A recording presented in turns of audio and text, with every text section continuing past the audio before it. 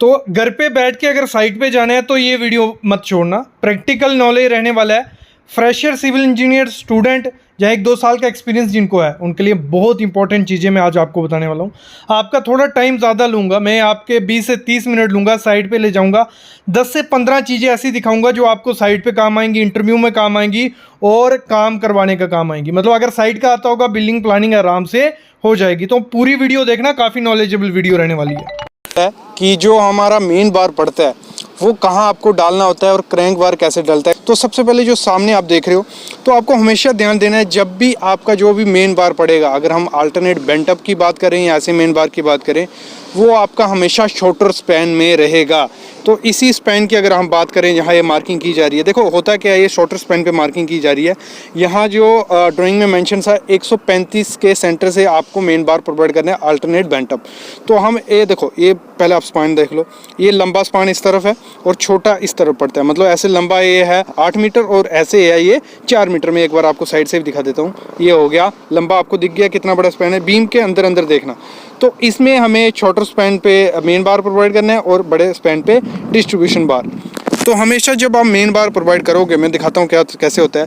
पहले जो, जैसे मैंने कहा 135 का सेंटर रहेगा, पहले आपको जो सिंपल मेन बार होगा वो आपको प्रोवाइड कर देना है। ये देखो जैसे हमने डाल दिया, ये बीम के अंदर जाएगा, ये देखो सामने दिख रहा है आपको, बीम के अंदर चला गया। और इसमें 135 से ज़्यादा जगह दिख रही होगी आपको, क्यों? क्योंकि जो इसके बीच ऊपर सरिया आएगा वो अल्टरनेट बेंट अप अभी आने वाला है। ये देखो स्पेसिंग कितनी ज़्यादा है, तो यहाँ बीच बीच में अभी अल्टरनेट बेंट अप बार आ जाएगा। वो क्या करेंगे, वो बीम के ऊपर से हमेशा जाता है। और ये ऊपर इसमें सरिया हमने बांध दिया, ये नीचे वाला डिस्ट्रीब्यूशन, फिर इसके ऊपर बेंट अप डाल दिया जाएगा, उसका डिस्ट्रीब्यूशन डाल दिया जाएगा, फिर बेंट अप मार के पूरा डिस्ट्रीब्यूशन इसका हम बांध देते हैं। तो ये प्रोसीजर रहता है। शॉर्टर स्पैन में आपको मेन बार प्रोवाइड करना है और डिस्ट्रीब्यूशन के टाइम आपको बेंट अप डाल के ये सब चीज़ें करनी होती है। तो सबसे पहले आपको कंक्रीट को देख के क्या आता है, मतलब पहली चीज़ हम देखते हैं उसमें एग्रीगेट। तो एग्रीगेट के लिए क्वेश्चन है, the size of fine aggregate does not exceed. जो हम फाइन एग्रीगेट जिसे बोलते हैं, तो उसका साइज कितने से ज़्यादा नहीं होना चाहिए। तो वो क्या होता है, 4.75 mm जो होता है, उससे कम का जो साइज़ होता है उसे हम फाइन एग्रीगेट बोलते हैं, और ऊपर उससे चला जाता है तो वो फाइन एग्रीगेट नहीं रहता। अगला क्वेश्चन है, जब क्या होता है, जब भी जो इंग्रेडिएंट है, जैसे कंक्रीट आप देख रहे हो, ये प्रॉपर अच्छा कंक्रीट है, एक वर्केबल कंक्रीट है। तो कंक्रीट में जब कभी क्या होता है, जो मटेरियल होता है कंक्रीट का, एग्रीगेट, सैंड या सीमेंट या पानी, वो जब अलग अलग पड़ने लग पड़ता है प्लेसिंग के दौरान, तो उस चीज़ को हम क्या बोलते हैं, वो होती है हमारी सेग्रीगेशन। ये हर एक क्वेश्चन आता ही है, कोई भी एग्जाम होगा उसमें ये क्वेश्चन पूछा ही जाता है, घुमा फिरा के पूछा जाएगा, लेकिन हम उसे सेग्रीगेशन बोलते हैं। जो फैक्टर ऑफ सेफ्टी हम लेते हैं कंस्ट्रक्शन में, तो वो फैक्टर ऑफ सेफ्टी स्टील का कम होता है एज कम्पेयर टू कंक्रीट। ये हमेशा याद रखना, हमेशा जो फैक्टर ऑफ सेफ्टी कंक्रीट का ज़्यादा होता है और स्टील का हमेशा कम होता है, ये हमेशा याद होना चाहिए, इंटरव्यू में पूछा जाता है। जो सेटिंग टाइम होता है हमारा, सीमेंट या कंक्रीट बोल लो, तो उसको हम कैसे ज़्यादा कर सकते हैं। मतलब हमारा सेटिंग टाइम जल्दी नहीं होना चाहिए, तो उसको हम कैसे बढ़ा सकते हैं, इंक्रीज़ कैसे कर सकते हैं। हम उसमें जिप्सम ऐड कर सकते हैं, और भी काफ़ी चीज़ें होती हैं, लेकिन हम जिप्सम जब भी उसमें ऐड करेंगे तो उसका सेटिंग टाइम इंक्रीज़ होगा। आपको बताता हूँ, मैंड्रिल का ये टॉपिक रहने वाला है। जिन लोगों को पता है तो आइडिया लग गया होगा कि मैंड्रिल क्या है। तो सामने आप देख रहे हो हमारा क्या चल रहा है। तो इसमें क्या होता है, जो बेंड होता है, आप देख रहे हो ये डेवलपमेंट लेंथ है, उसके लिए हमें बेंडिंग करनी पड़ती है, या एंकरेज लेंथ हम जिसे बोलते हैं उसे बेंडिंग करनी पड़ती है। ये जो सरिया है एल देख रहे हो आप, इसको बेंड करने का क्या प्रोसीजर रहता है। मतलब अगर प्रॉपर से आप बेंड नहीं करोगे, जब उस स्टील पे लोड आएगा वो वहीं से क्रैक होगा और फेलियर होने के चांसेस वहीं से सबसे ज़्यादा होते हैं, क्योंकि वो बेस पॉइंट है किसी चीज़ का और लोड पड़ेगा, अगर प्रॉपर बेंडिंग उसको नहीं की है तो वो फेल हो जाएगा। तो इसको भी एक प्रोसीजर होता है, आईएस कोड कहता है प्रॉपर बेंडिंग का। तो वो क्या होता है वो मैं आपको बता देता हूँ। सबसे पहले मैं आपको दिखा देता हूँ जिसमें हम बेंडिंग करते हैं। ये है हमारी सामने देख रहे हो बेंडिंग मशीन है, इसी पे हमारी बेंडिंग होगी, और यहाँ मैंड्रिल लगता है। ये जो सामने देख रहे हो ये मैंड्रिल है, इसी पे हम बेंडिंग करते हैं। लेकिन इसमें आपको कितनी बेंडिंग करनी होती है वो क्या डिपेंड होती है, वो आपको करनी होती है 8D के हिसाब से। ये मतलब आईएस कोड में सब मेंशन किया है, लेकिन अगर आप प्रॉपर से 8D के हिसाब से मैंड्रिल यूज़ करोगे और बेंडिंग करोगे तो प्रॉपर जब सरिये पे लोड आएगा वो प्रॉपरली नीचे डिस्ट्रीब्यूट करेगा, जहाँ से बेंड हुआ होगा वहाँ से टूटने के या फेलियर होने के चांसेस काफ़ी ज़्यादा कम हो जाते हैं। अभी मैं दिखा देता हूँ मैंड्रिल आपको किस हिसाब से चूज़ करना होता है। देखो जो भी डाया का सरिया होगा, जैसे हमने लिखा है रीबार साइज 8 mm, और फिर आपको कितने का मैंड्रिल यूज करना है, 4x D करना है। अगर 8 mm का स्टील है तो 32 mm का हमारा मैंड्रिल यूज होगा। अगर 10 mm का बार है तो 4D हमें मैंड्रिल यूज करना है, मतलब 40 mm उसका डाया होगा मैंड्रिल का, तो वो आपको यूज करना है। अगर हम बढ़ते हैं आगे 12 mm का, अगर आप 12 mm का सरिये की बेंडिंग करते हो तो 8D मैंड्रिल आपको यूज करना है, मतलब 8 × 12 हो जाएगा हमारा 96। फिर हमारा अगर 16 mm का बार है तो उसमें भी हमें मैंड्रिल यूज कौन सा करना होता है, 8D के हिसाब से, तो 8 × 16 हो जाएगा हमारा 128 mm। फिर आपको 20 का अगर डाया है तो 8 × 20 160 mm, 25 का है तो 8 × 25 वो 200 mm आपको मैंड्रिल यूज करना होता है। ये क्वालिटी के पॉइंट से बहुत ज़्यादा बड़ा पॉइंट है स्टील वर्क में। अगर आपको क्वालिटी देखनी है वर्क की, बाकी तो बार बेंडिंग, शेड्यूल, बाइंडिंग वगैरह देखनी है, लेकिन अगर उसकी बेंडिंग प्रॉपर तरीके से नहीं हुई तो वो फेलियर सबसे जल्दी होगा। ये देखो हमारा ये है 16 mm का बार, तो इसमें जो प्रॉपर तरीके से की गई है, इसमें जो मैंड्रिल यूज़ किया गया है, जैसे आपने जो शीट में देखा वो आप कहीं नोट भी कर लो। जब भी आप साइड पे बेंडिंग करवाओगे तो आपको इसी हिसाब से 8D या 4D के हिसाब से मैंड्रिल यूज़ करना है। ये जो साथ देखिए वायर मैश इसको किया हुआ है, फुटिंग की जाली है, इसमें जो 10 mm का बार यूज़ हुआ है उसमें भी प्रॉपर तरीके से बेंडिंग की गई है। वाइट वॉश जो हम करते हैं, अगर आपकी दीवार है, जैसे सामने आप देख रहे हो ये लिफ्ट है, लिफ्ट में वाइट वॉश किया जा रहा है, तो इसकी हमें क्वांटिटी कैसे निकालेंगे? तो इसको निकालने के लिए ज़्यादा कुछ टेक्नोलॉजी नहीं है, जो हमारे थंब रूल बने हुए हैं उन्हीं के हिसाब से हम निकालेंगे, ठीक है।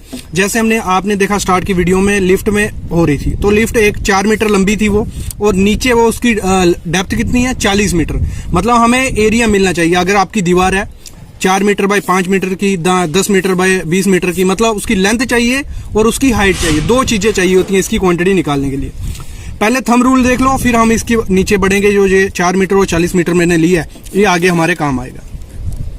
तो हमारा थंब रूल क्या कहता है? थंब रूल कहता है अगर आपका 10 स्क्वायर मीटर एरिया है तो उसमें आपको लगा लो 10 स्क्वायर मीटर कैसे हो जाएगा, 2 मीटर ऐसे और 5 मीटर उसकी डेप्थ। ये हमारा एक थंब रूल है। 10 स्क्वायर मीटर में एक कोट अगर आप करते हो तो उसमें आपको 2 kg लाइम लगेगा, व्हाइट वॉश लगेगा, और ग्लू कितना लगेगा, 0.07 kg। मतलब 10 स्क्वायर मीटर में अगर एक कोट करते हैं। फिर अगर 10 स्क्वायर मीटर में हम 2 कोट करते हैं तो उसमें हमारा जो लाइम लगेगा 2.8 kg लगेगा, 2 कोट मारने हैं, और ग्लू हमारा लगेगा 0.085 kg। फिर हमारा 10 स्क्वायर मीटर एरिया है सेम, और 3 कोट अगर आपको मारने हैं तो उसमें आपका कितना लाइम लगेगा, 3.5 kg, और जो ग्लू फेविकोल लगेगा 0.12 kg आपका ये लगेगा। ये हमारा थंब रूल है।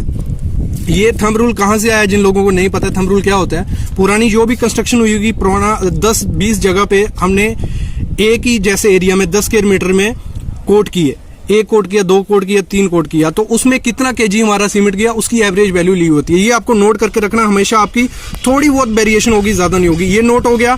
अभी हम एग्जाम्पल की तरफ बढ़ते हैं। एग्जाम्पल क्या थी हमारी, 4 मीटर हमारी लेंथ थी और डेप्थ थी 40 मीटर। तो ये आ गई 4 × 40 आपको कर देना है, हमारा एरिया निकल आएगा 160 स्क्वायर मीटर हमारा एरिया हो गया। मतलब 160 स्क्वायर मीटर में हमें व्हाइट वॉश करना है। अभी एरिया मिल गया। अभी क्या करना है हमें, अभी हम एक कोट के लिए निकालते हैं कि हमारा एक कोट है। थोड़ी हवा चल रही है, मैं आपको थोड़ा करके इसमें आ जाओ, ठीक है। एक कोट के लिए निकालना है, तो एक कोट में क्या करेंगे, एक कोट में हमारा टोटल कितना था, 160 स्क्वायर मीटर एरिया है, तो 10 स्क्वायर मीटर के हिसाब से हमारा है, तो 160 डिवाइड बाई 10, तो मतलब हमारा 16 आया कांस्टेंट वैल्यू। तो 16 इंटू क्या करना है आपको कि एक 10 स्क्वायर मीटर में हमारा होता है एक कोट में 2 kg, तो 16 में कितना हो जाएगा, 2 से मल्टीप्लाई कर देना, तो आपका हो गया 32 kg आपका एक कोट में लगेगा। कितना, 32 kg आपका अगर 4/40 है। ये क्लियर हो गया। अगर आपका कोई भी वैल्यू हो उसका स्क्वायर मीटर कर लेना है, उसको डिवाइड कर देना आपको 10 से, जो भी आपकी वैल्यू आएगी उसको आपको, अगर एक कोट है तो आपको 2 kg से मल्टीप्लाई कर देना है। अभी जैसे अगले एग्जांपल लेते हैं, अगर हम 2 कोट करते हैं इसी एरिया में, तो 160 डिवाइड बाई 10, तो हमारा आया 16, और 2 कोट कर रहे हैं तो हमारा 2 कोट में कितना जाता है, 2.8 kg, तो आपको मल्टीप्लाई कर देना है 16 इंटू 2.8, तो वो हो गया आपका 44.8 kg हमारा 2 कोट में जाएगा। फिर हम बढ़ते हैं 3 कोट की तरफ। तो 3 कोट में भी आपको क्या करना है, 3 कोट में आपको करना है 16 हमारा सेम रहेगा, फिर आपको मल्टीप्लाई कर देना है। 3 कोट में हमारा कितना लगता है 3.5 kg लगता है, तो आपको कर दिया 16 इंटू 3.5, तो आपका आ गया 56 kg आपका उसमें चला जाएगा। मतलब ये प्रोसेस हो गया। अभी हम बात करते हैं ग्लू की, तो हमें फेविकोल या गम जो कितना लगेगा उसकी क्वांटिटी कैसे निकालेंगे, वो होगा हमारा 160 हमारा टोटल एरिया था ये वाला, 160 डिवाइड बाय 10, क्योंकि 10 स्क्वायर मीटर के हिसाब से हमारा थंब रूल है, तो वो किया हमारा 16 आया। तो अगर हम एक कोट में ग्लू डालते हैं तो एक कोट में कैसे होगा हमारा, एक कोट में हमारा 0.07 kg, तो आपको मल्टीप्लाई कर देना है 16 इंटू 0.07 kg, तो आ क्या हमारा 1.12 kg हमारा उसमें लगेगा। अगर 2 कोट करने तो हमारा उसका थंब रूल क्या था, उसका था 0.085, तो उसको हम मल्टीप्लाई कर देंगे 16 इंटू 0.085, तो आ गया हमारा 1.36 kg। वैसे ही हमारा 16 अगर 3 कोट करने हैं तो 0.125 से मल्टीप्लाई कर देना है, तो आ गया हमारा 1.92 kg। तो इसकी हेल्प से हम निकाल देते हैं, ये थंब रूल है सब चीजें, इस थंब रूल की हेल्प से हम निकाल सकते हैं कि हमें कितने एरिया में कितना लगेगा। अभी दूसरी चीज है, और जो अब हम सेग्रीगेशन जो होती है, अगर हमारा मिक्सचर अच्छा नहीं है, वर्केबल है लेकिन अच्छा नहीं है, तो उसकी हम सेग्रीगेशन किस तरीके से रोक सकते हैं। उसकी सेग्रीगेशन हम रोक सकते हैं प्लेसिंग के दौरान। जब हम कंक्रीट करते हैं किसी चीज़ में, बीम में या स्लैब में या कॉलम में, तो हमें क्या करना है, जो भी हम उसको डालेंगे काफ़ी दूर से नहीं, मतलब 1 मीटर कम की हाइट से अगर हम कंक्रीट करते हैं तो हमारे सेग्रीगेशन के चांसेस काफ़ी ज़्यादा कम होते हैं।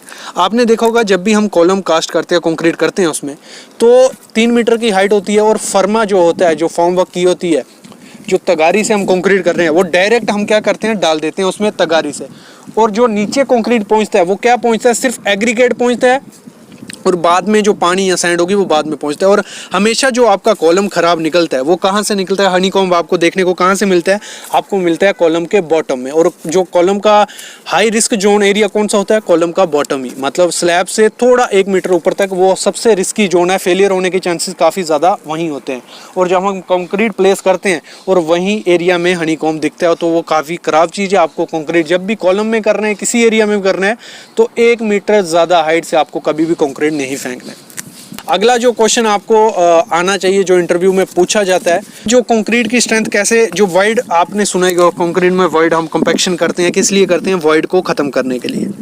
तो अगर 1% वॉइड कंक्रीट में रह जाता है, अगर प्रॉपर उसमें वाइब्रेटर नहीं चलाओगे, प्रॉपर वाइब्रेटर नहीं यूज़ करोगे, तो 1% वॉइड 5% स्ट्रेंथ कम करता है। कितना, 1% वॉइड 5% स्ट्रेंथ कम करता है, ये हमेशा याद रखना।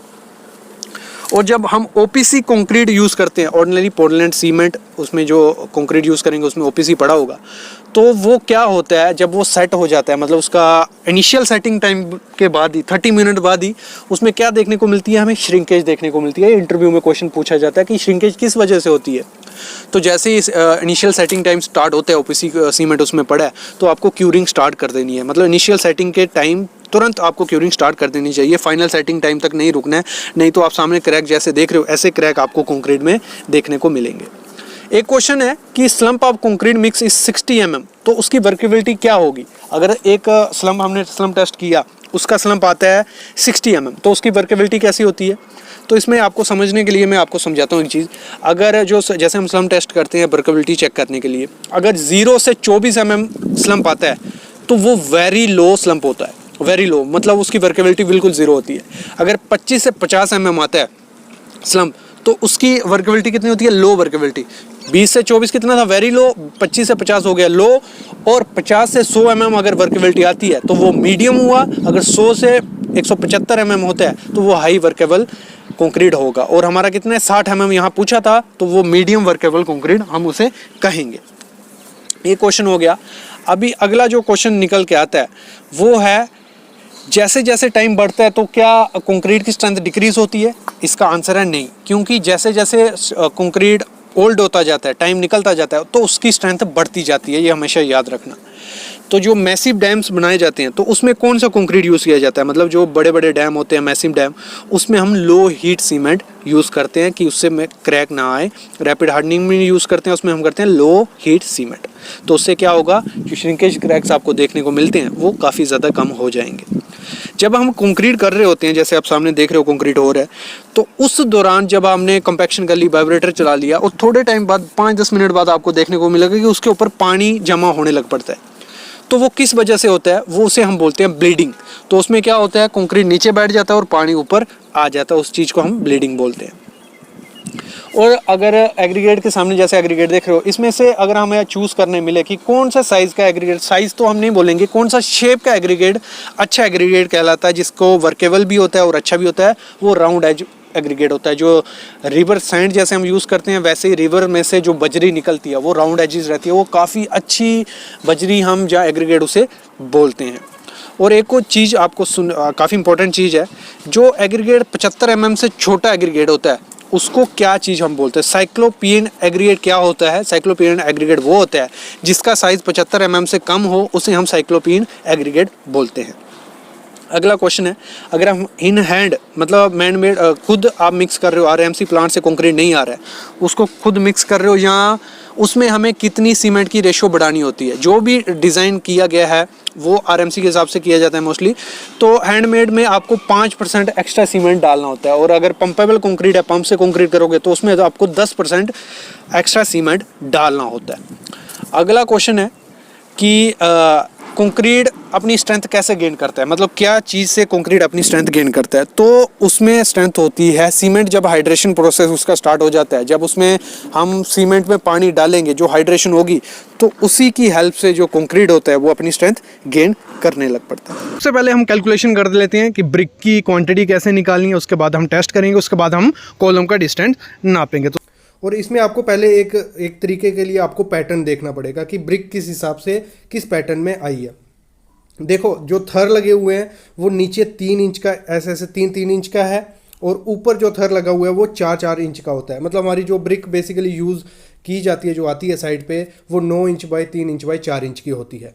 मतलब 9 इंच लंबी रहती है, उसकी 3 इंच हाइट होती है, और चौड़ी वो 4 इंच होती है। तो बेसिकली ऐसी आपको देखने को मिलती है।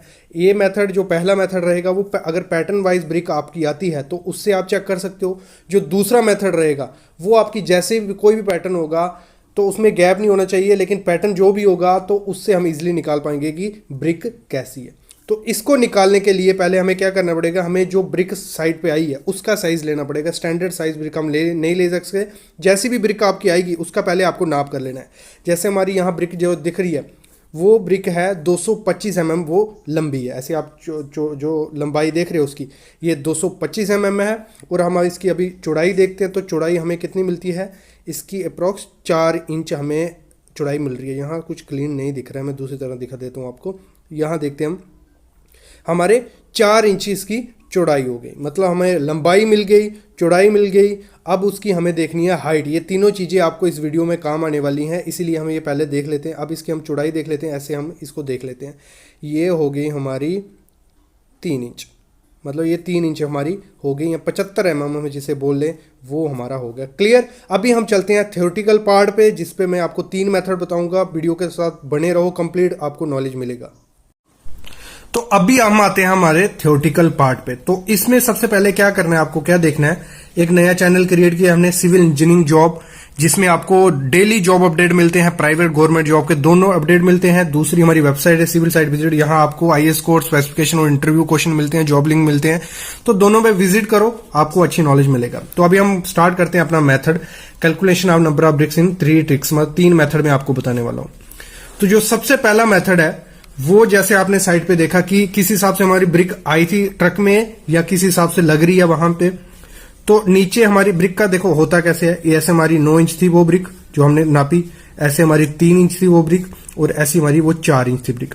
और जब हम ब्रिक को साइड पे जो पैटर्न वाइज उन्होंने लगाई, वो कैसे लगाई, 3 इंच ऐसे रखा, ये 3 इंच 3 इंच 3 इंच 3 इंच, उसके ऊपर था 9 इंच का 9 इंच का 9 इंच का 9 इंच का, फिर 3 inch 3 inch 3 inch 3 inch 3 inch, ऐसे ऐसे थर उन्होंने लगाया ऊपर 9 इंच 9 इंच 9 इंच ऐसे। ठीक है।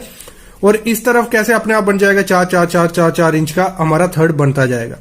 ये क्लियर हो गया। यही चीज देखने वाली है कि आपका पैटर्न वाइज है कि नहीं, ये देख लेना है। पैटर्न वाइज नहीं होगा तो वो दूसरा तरीका काम आएगा, वो आगे मैं बताने वाला हूं। ये क्लियर हो गया। अभी हमें गिनने हैं थर्ड कि कितने, मतलब ऐसे पहले हम हाइट गिन लेते हैं। ये 4 इंच वाली थी, 1 2 3 4, मतलब 4 ऐसे आपके जितने लंबे तक हो ऊपर, ये 4 आ गया, हाइट आ गई हमारी 4।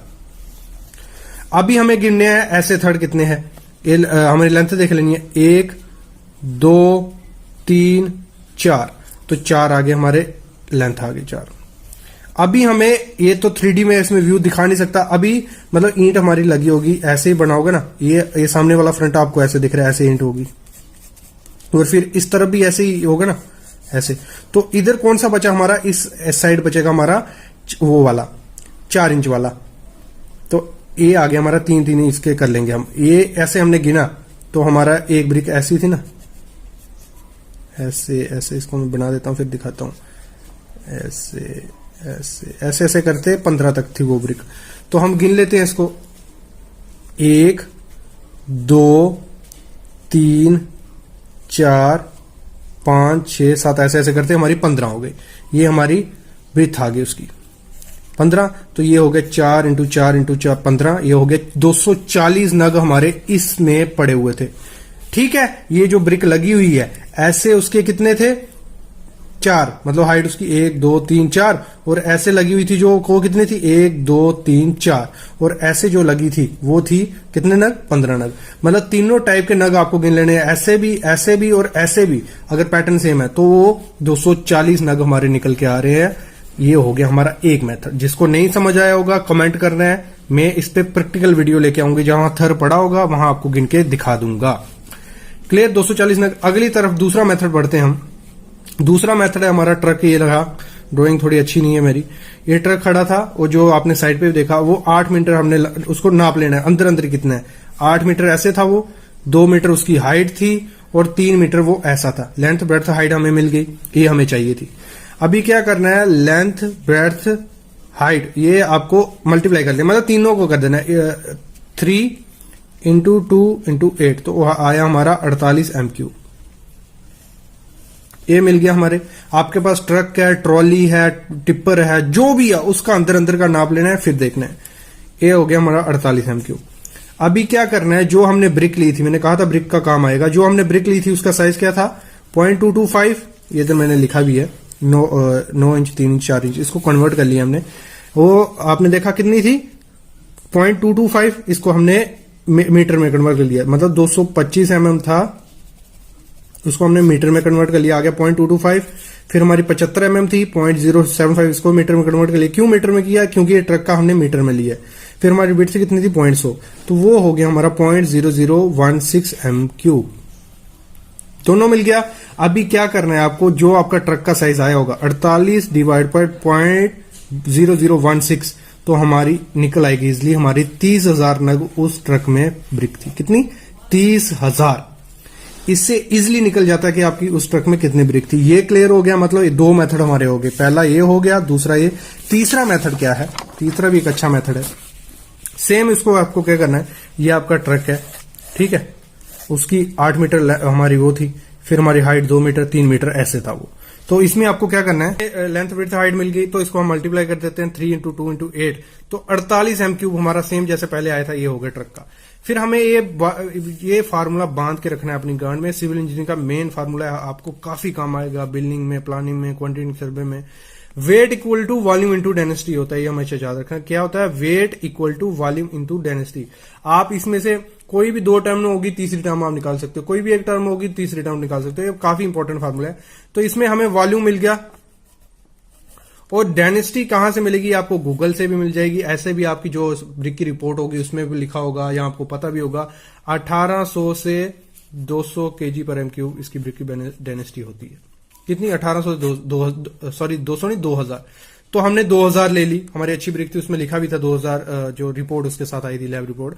48 MQ ये हो गया, 2000 हमारी डेंसिटी हो गई, वॉल्यूम टू डेंसिटी, हमारा वेट निकल आएगा।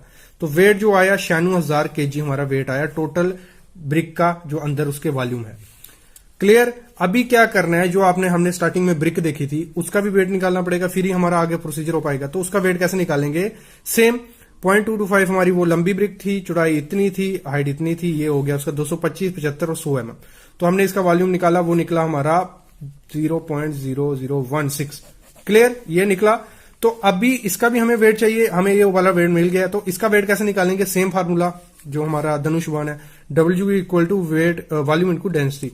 वॉल्यूम ये आया 0.80016, और डेंसिटी कितनी है 2000। तो ये किया तो कितने आया, एक ब्रिक का वेट आया 3.2 kg। टोटल ब्रिक का वेट हमें मिल गया, एक ब्रिक का मिल गया तो अभी सिंपल रहा। इसको 9000 डिवाइड बाय 3.2 करेंगे तो हमारा आ गया 30,000 नग हमारे उस ट्रक में ब्रिक है। मतलब सिंपल प्रोसीजर, इन तीनों में से आप कोई भी फॉलो कर सकते हो, आप निकाल सकते हो कि कितनी ब्रिक है। तो सबसे आप बीम देख रहे हो, कॉलम देख रहे हो, तो इनके जो स्पान है वो स्पान काफ़ी ज़्यादा लंबे लंबे हैं। मतलब आप जो बड़ा वाला कॉलम देख रहे हो इसमें 13 मीटर स्पान है, मतलब 13 मीटर डिस्टेंस है दोनों कॉलम में। और कई में आपको दिख रहा है 3 मीटर है, 4.5 मीटर है, 3500 है। तो ये इससे क्या क्लियर होता है, देखो आप जो मिनिमम डिस्टेंस आपको कॉलम के बीच में रखना है, मिनिमम आपको 2.5 मीटर रखो, 2.5 से 3 मीटर, मिनिमम 3 मीटर से कम नहीं रखने का, वो कॉलम का कोई फ़ायदा नहीं है। कुछ सिचुएशन में हम रखते हैं, मतलब कई कई जगहों पे आपने देखा होगा 2 मीटर भी होता है, 2.5 मीटर भी होता है। वो कहाँ होता है, जहाँ हमारी स्टेयरकेस हो, जहाँ कुछ स्ट्रक्चर ही ऐसा हो, वहाँ हम नॉर्मली केसेस में रखते हैं। लेकिन जो कमर्शियल बिल्डिंग आपने देखी, बड़ी बड़ी हाई राइज बिल्डिंग होती है 30 स्टोरी की, 40 स्टोरी की, उसमें आपको डिस्टेंस ऐसा देखने को मिलेगा 15-15 मीटर भी देखने को मिलेगा, 12-12, 13-13, 14-14, 50 फुट या 40 फुट देखने को मिलेगा। वहाँ होता क्या, कैसे हम इस चीज़ को काउंटर कर लेते हैं। फिर हम रेजिडेंशियल बिल्डिंग पे भी आएंगे, जो हम छोटे मोटे डुप्लेक्स बनाते हैं, छोटे घर बनाते हैं, उनमें मैक्सिमम मिनिमम कितना रख सकते हैं, कॉलम का साइज़ क्या रख सकते हैं, बीम का साइज़ क्या रख सकते हैं, वो भी मैं आगे बात करता हूँ। पहले हम कमर्शियल बिल्डिंग की बात कर लें, जहाँ आपने देखा होगा कि 13 मीटर 12 मीटर डिस्टेंस होता है। जो जैसे आप सामने भी देख रहे हो, जो कॉलम का साइज़ है 1500 बाई 1 मीटर का साइज़ है, और स्पान हमारा 12.5 मीटर है। और ये क्या होता है, ये डिपेंड होता है आपके कॉलम का साइज़, बीम की डेप्थ, मतलब इस पे आपका डिपेंड होगा कि आप कितना लंबा बीम दे सकते हो। ये आर्किटेक्ट प्रॉपर से उसको डिज़ाइन करता है कि ये जो लोड इस पे पड़ेगा प्रॉपर डिस्ट्रीब्यूट हो पाएगा, नहीं हो पाएगा। जैसे जैसे कॉलम का डिस्टेंस बढ़ता जाता है, वैसे वैसे हमारी बीम की जो डेप्थ होती है, विड्थ होती है, वो बढ़ती जाती है। और जो हमारी स्लैब होती है वो 1 वे नहीं रहती, फिर 2 वे स्लैब आपको उस एरिया में प्रोवाइड करनी पड़ती है। मतलब 3 केसेस हो जाते हैं। जैसे डिस्टेंस हमारा बढ़ेगा, कॉलम का साइज़ बढ़ेगा, और हमारा जो बीम की डेप्थ होगी, विड्थ होगी, वो बढ़ती जाएगी, और स्लैब हमारी प्रॉपर उसकी उसकी डेप्थ और 2 वे स्लैब हमें उस एरिया में प्रोवाइड करनी पड़ती है। ये हमारी होगी बात कमर्शियल बिल्डिंग की। अब आते हैं हम रेजिडेंशियल बिल्डिंग, जो छोटी मोटी बिल्डिंग होती है, हमारी घर की बिल्डिंग हो गई। तो उस केस में हमें क्या करना होता है, उसमें हमें जो कॉलम का मिनिमम डिस्टेंस रखना है वो हमें 3 मीटर रखना है मिनिमम, और मैक्सिमम आपको 5 मीटर के ज़्यादा नहीं जाना है। क्योंकि उस केस उधर क्या करते हैं हम, जो कॉलम हम प्रोवाइड करते हैं वो भी छोटे होते हैं, मतलब मैं साइज़ बताता हूँ आगे, वो उनका साइज़ भी छोटा होता है, बीम की डेप्थ भी छोटी होती है, और जो हम सरिया प्रोवाइड करवाते हैं वो भी छोटा रहता है। तो उस केसेस में आपको 6 मीटर से मैक्सिमम नहीं जाना है। मतलब मिनिमम आपका हो गया 3 मीटर और मैक्सिमम हो गया 6 मीटर। तो मैं यही करूँगा 4 मीटर या 4.5 मीटर, इस बीच आप अपने कॉलम का स्पान रखो।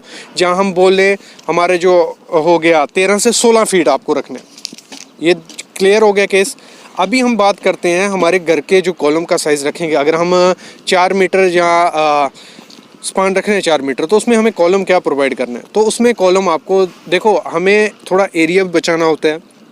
अगर हम बड़ा कॉलम दे देंगे अंदर की तरफ या बाहर की तरफ तो एरिया कंज्यूम होगा।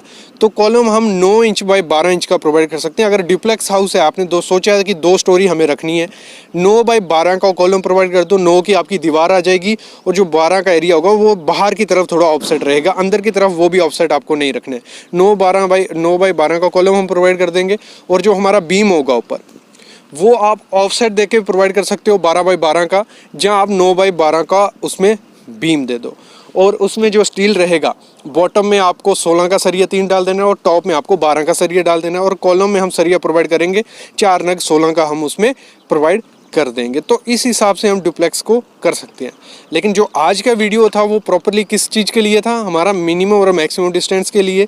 तो मिनिमम आपको 3 मीटर रखना है, और मैक्सिमम आपको 5 या 6 मीटर आपको हद जाना है। ये हो गया हमारा फ्रेम स्ट्रक्चर का। तो इसमें आप चीज़ को ध्यान रखना ही रखना है। और जैसे मैंने कहा, आपको ऐसे कहीं से भी प्लान उठा के, जहाँ खुद ऐसे कॉलम ये नहीं करना है कि 3 मीटर में मैं प्रोवाइड कर देता हूँ, कोई इशू नहीं होगा।